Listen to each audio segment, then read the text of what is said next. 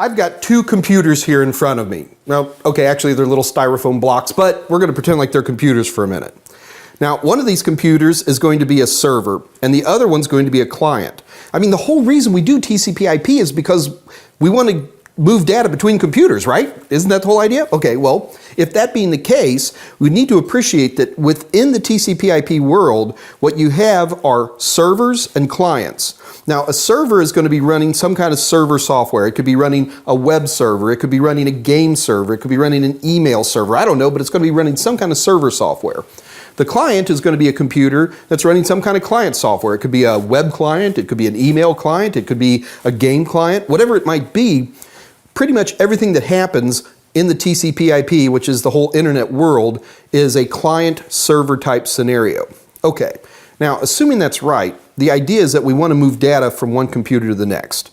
So usually what takes place is a client makes a request and a server serves. Easy enough. But it's a lot more complicated than that. And what it boils down to is that there's a lot of data on the internet that we want to get from the server to the clients in really good order.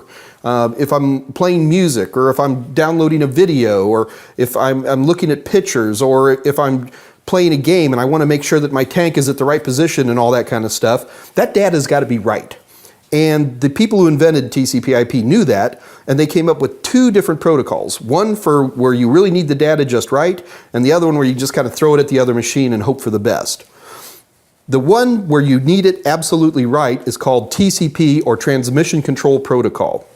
The one where we just kind of throw it is called UDP, or User Datagram Protocol.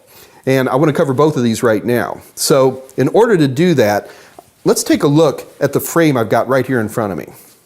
Okay, now before we get deeper into TCP and UDP, I want to take a moment to review a couple of bits here. First of all, I have got a complete Ethernet frame here.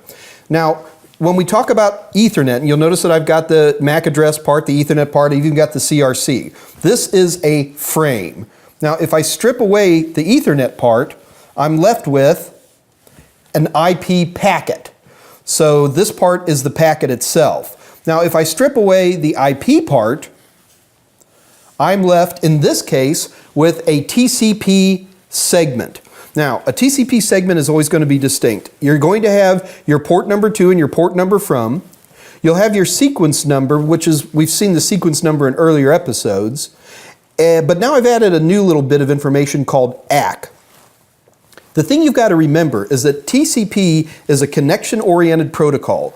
That means it's going to create a connection between two different computers, and it's going to make darn good and sure that that data gets to the other machine in good order and complete. So there's it's called a three-way handshake process where the client and the server talk to each other and make sure that the data gets there in good order. So while I just say ACK here, this particular field is actually pretty complicated. It's got all kinds of stuff like, you know, what part of the handshake process are we in? The receiving system is ready right now to only handle so much data, or the receiving system is saying, wait a minute, but you know, don't lose the connection, but just hold on, I'm busy. So this is actually very, very complicated. Okay, so I've got my server and my client here. So what I want you to see right now is a TCP three-way handshake process. This is what actually creates the connection. So here's my client and here's my server. Now you keep in mind that the server right now is what we call listening. Right now, the software, let's say it's a web server running on here. When we say that a server is listening, that means any incoming packets that have the port 80 as the destination port number are going to be handed to and acted upon by the web server. So the web server is listening on port 80. Now, the web client, he knows to send everything out on port 80 because that's what web clients do by default. It all begins with a SYN. Now, the client sends a SYN over to the server. The server now says, okay, somebody wants to talk to me. And the SYN does a lot of different things. For example, one of the things it'll do is it will increment the sequence number. It does a whole bunch of stuff to make sure that this works exactly right.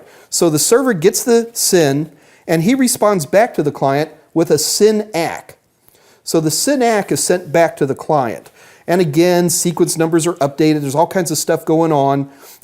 How fast the server is. Lots of things are going on while this is taking place. So the client gets the SYN ACK. And then it finishes up with an ACK. So the client sends the server an ACK, and we now have a legitimate TCP connection ready to rock and roll. So the data gets moved along, it's going to do whatever it's supposed to do, but then we actually have to close the session or the connection. Now there's two ways to close a connection. You can do it nice, and when we do it nice, I mean, you know, one guy says, usually the client's going to say, okay, I've got what I needed, thank you very much, and say, okay, goodbye. But there's another way to close it, and that's if somebody just goes off the hook, or this guy gets turned off, or whatever it might be, and that's where the one or the other will simply say, you're gone, you've hit a timeout, bye-bye.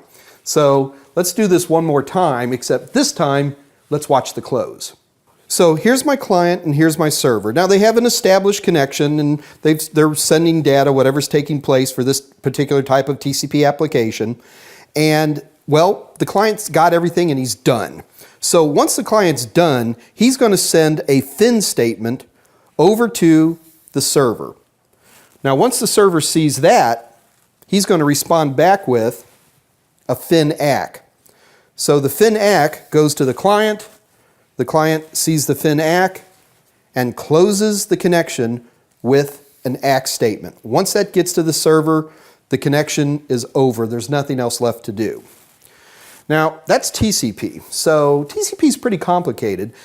You don't need to know a lot of these details for Network Plus. I just think it's cool, personally. The important thing to appreciate is that TCP is connection oriented, and it's all these ACKs and SYN ACKs and FINs and FIN ACKs that allow this to take place. UDP is a bit of a different animal. So let's go ahead and change our TCP segment into a UDP datagram. So what I'm going to do here is I'm going to take this TCP segment and magically transform it into a UDP datagram. Now, a UDP datagram, at first glance you go, hey, the blocks are the same. Well, they're actually kind of different. First of all, you'll still have a port number to and a port number from, but you have two pieces of the UDP header that are very different than a TCP. We simply have the length of the data and then a checksum to verify that data. Now this is important. The thing you have to appreciate with UDP is that it's connectionless. So we don't have to worry about ACKs and NACKs and verifying data and are you ready and all that stuff. No handshake. The server system just takes that chunk of data and fires it over to the client. And hopefully the client has some way to verify that it has that data. Now, you would think that UDP would be a bad idea. Well, it's actually a really good idea in a lot of places. UDP is fast, there's not a whole bunch of overhead, and there are a lot of applications out there that need speed more than they need safety. A great example would be DHCP.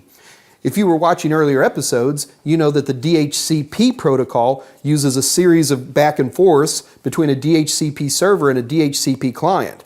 Each one of those is a UDP packet, and it just assumes that the client's going to catch what's sent to the client and the server's going to catch what's sent to the server.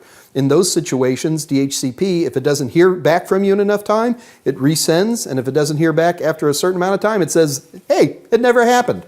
So in that type of situation, you can see that UDP can actually be better than TCP because it's fast and low overhead. So when it comes to hauling traffic on the internet, you've got two choices. You've got TCP, which is connection oriented, and you have UDP, which is connectionless. Now keep in mind, you don't set what you're going to use.